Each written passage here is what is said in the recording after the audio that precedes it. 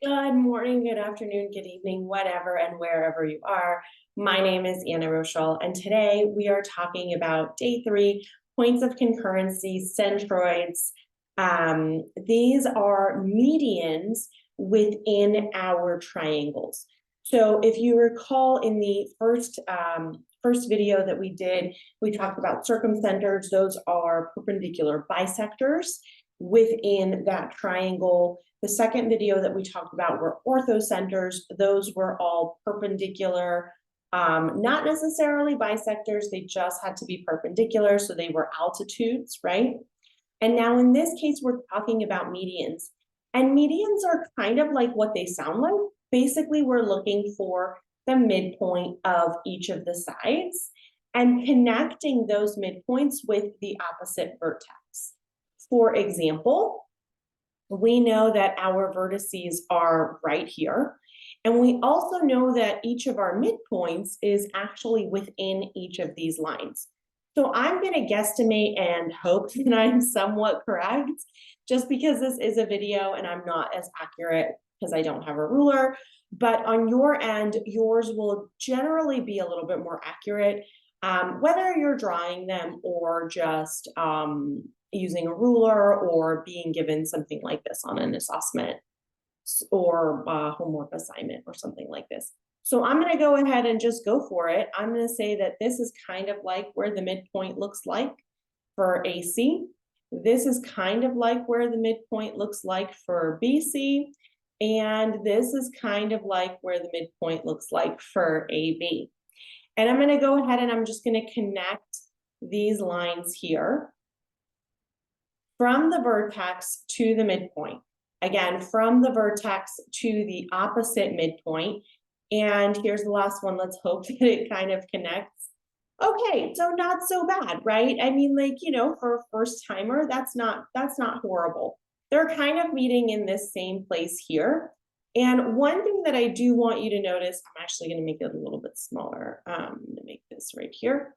So one thing I want you to notice that this particular piece right here, this blue guy right here, he is going to be the centroid, okay? So the centroid is always going to have something to do with a median. And, oh, whoops, push the button again. And the median is always going to be kind of like this midpoint of the opposite line of the vertex. Now, another thing that I do want to mention that's really important about centroids, and we're going to use two colors that are a little bit, let's see, I'm going to use a black color, and then maybe I'll do like a yellow color to contrast them a little bit. So I want you to pay attention to these particular lines that I'm drawing here. And these are the lines that are going from the vertex to the centroid, right? So the lines that go from the vertex to the centroid, those lines are actually going to be the lines, are going to have a length of 2/3 of the entire line. And I'm going to explain that once I'm done writing of the entire line. So one of the things, for example, let's say this centroid right here is letter Z. CZ and AZ and BZ are all going to be 2/3 of CD, 2/3 of AE, and 2/3 of BF. Oops. So one thing that you're going to notice is, well, they're all 2/3. The other half, or the other piece, I should say half, because it's not half, it's a third, Anna.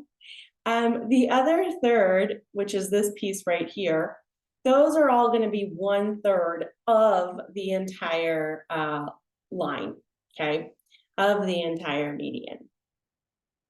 So you'll generally have questions like this that show up on homework assignments or assessments. So if they're telling you DZ is 3, they'll ask you to find ZC. Or they will ask you to find the entire CD. And obviously we should always put notation. I did not do that this time around.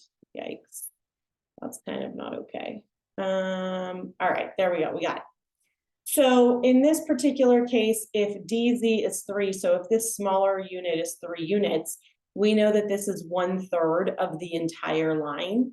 That means 2 of these 3s are going to fit into this CZ, which means that'll be 6.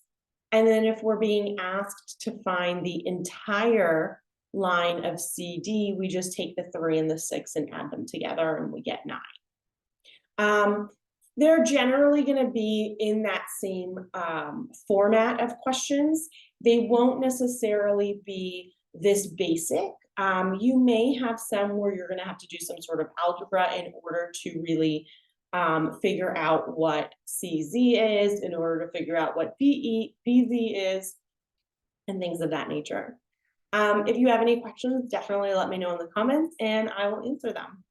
I'll see you in the next video when we talk about incenters and what those mean.